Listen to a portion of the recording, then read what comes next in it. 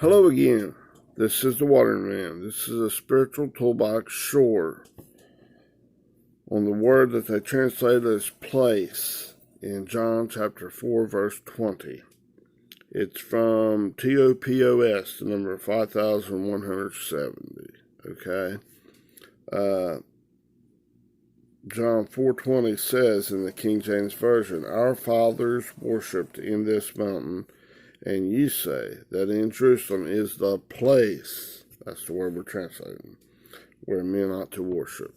Here goes. I have it pre-recorded. Again, this is the Waterman.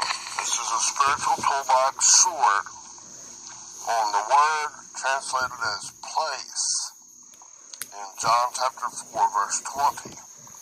This word place comes from the Strong's Concordance number 5117. And it's T-O-P-O-S. I think it's topos or topos one. I'm not real sure. I don't have the thing with me to pronounce it for you. So just down by the lake enjoying it.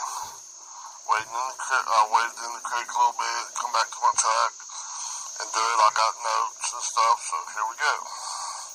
I'm going to start out reading it from the King James Version.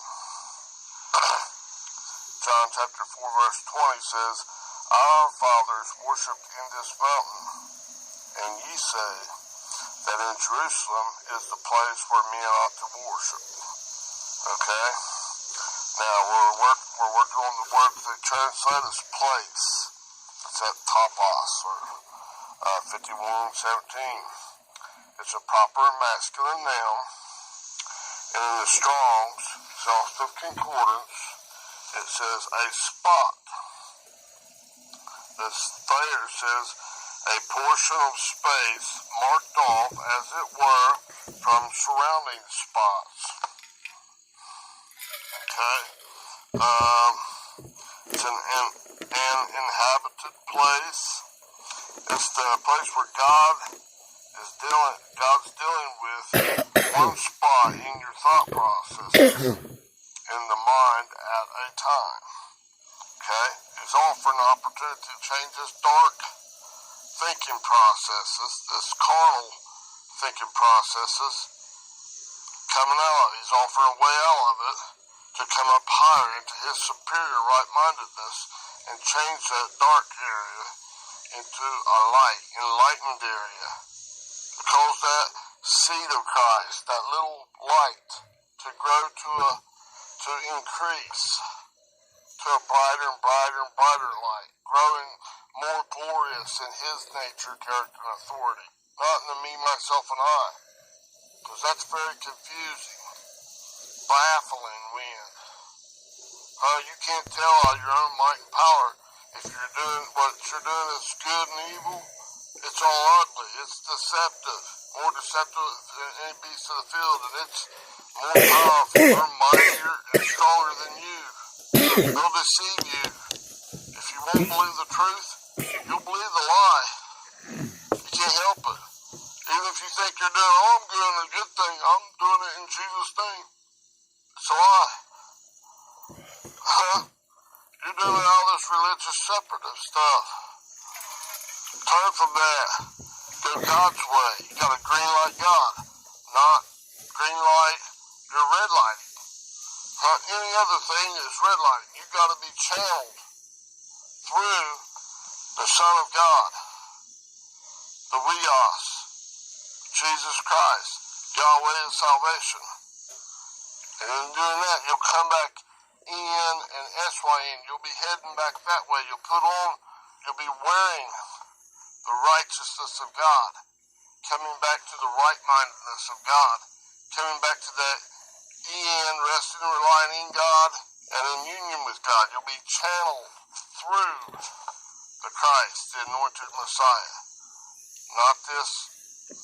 You can't channel through the crap thinking of your own righteousness and expect to be coming back to God one iota. You're just falling down the shitter, pop-a-doo-bang, falling down the stairs. Even if you think you're doing right. Look at me, everything's good in my life. And inside, you're full of all kinds of dead man's bones. Carnality's grown. You think you're swindling God or swindling people, or you think you're just doing the greatest, you're just all the me, myself, and it's growing. Those giants in your land are growing greater, greater, greater. You're getting more calloused down and hard-nosed in your own religious works, your own rebellious works, your good, bad, and ugly stuff is growing. And you're growing. You're eating from that knowledge of the tree of good and evil, or drinking that Jacob's well water, and it's taking you, it's separating you. You shall surely die on the day that you eat thereof. It's separating you from God. You're shooting yourself in the foot without even realizing it. Man, I keep shooting this gun, or throwing these rocks and all this bad stuff, and well, it's just kind of backfiring. And the thing is, you don't even realize it. Man, aren't I just the greatest? And in doing that, that Amorite thinking is running. I'm giving him another chop of dog. It's a bullshit hot dog. And he's eating, and he's thinking, because it's agreeing with him, it's great, and it's just tearing him up in the insides. He don't even know it. It's kind of like a cancer or something. It grows for years, years, years, and all of a sudden when they find it, it may be too late. It may be just spread throughout the whole body, and, you know, you only got a limited time left till you die. They can't, chemo and all this other stuff may not be enough to take and save you. Chemo's pretty harsh. My sister's going through that, man. That's some tough stuff. Okay? I love her to death. But man, she's handling it like a trooper. Wow. Alright? Now,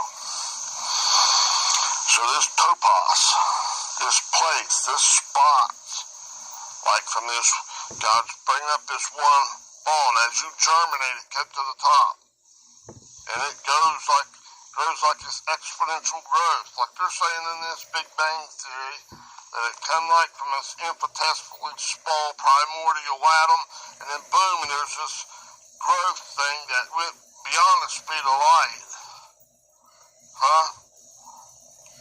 It grew out to everything, and then it slowed down the slower speeds.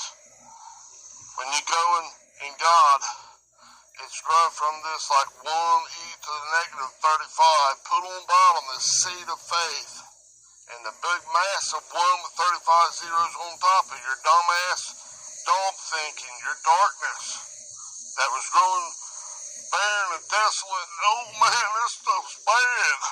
Your land, your mind, that open expanse. Ooh!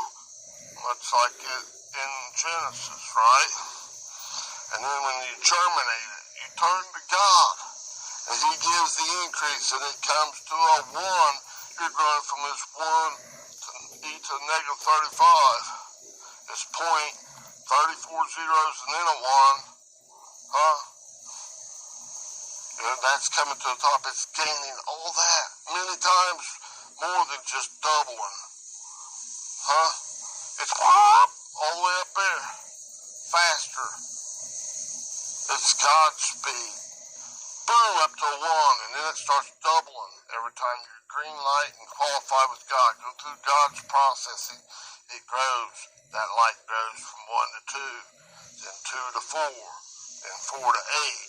It is double, double, double. But at first, when you do this, it grows, man, beyond belief. Because, oh my goodness, each time it grows, oh my goodness, that hurrah, through that experience, oh my goodness, your gratitude grows immensely. And every one of those increases of that hurrah is required to get you to the next, plus the seed. The gap filler that brings that. Oh my goodness. God is the greatest. He's your exceeding great reward. Let it grow. Coming all the way up to where you get that 1 over 1 in that one thought process. Bringing you back into oneness with God. In the third day, the Feast of Tabernacles, the Feast of Ingathering, the Feast of Oneness, the Marriage Supper of the Lamb. Booyah, baby. To the end, resting and relying in God and in union with God. Wear the right hat, the union hat of God. Don't wear that union hat of yourself, of your meaningless open eye. That's the shitter's hat. You're seeing, hear, and taste, touch, or smell with your ego that's trying to take you the other way. Edges God out. Tries to make God insignificant. Don't listen to that. That's not right. Here, this is the good thing. Or here, I condemn you to hell because you messed up a little bit. Huh? That's true knowledge of good and evil. That's a Jacob's well water. Ooh, yuck, that's sick. Vomit it out with this extreme disgust, okay? Now, this one right there, and it said place, right? Let's read this verse again. It does not hurt. It's good. Go over these things again and again and again. Habitually practice it. Okay? Our fathers worshipped in this mountain, and you say that in Jerusalem is the place. Is this topos? T-O-P-O-S. 5117. This spot. Where men ought to worship. Submit to God. But see, in this carnality, you can't do it. Because it's not by your might and your power. It's not by your strength. You can't get to God's righteousness one iota by your own strength and power. Not by doing it the pharisaical way. Not by doing it by shining outside your cup just like me. And if you don't, I'll condemn you, throw rocks at you, maybe crush your head or something. I'll put you in the back corner. You bad boy, you. Or maybe you gotta pay penance. Say, oh, Father, and all this junk so many times, and then maybe I'll forgive you.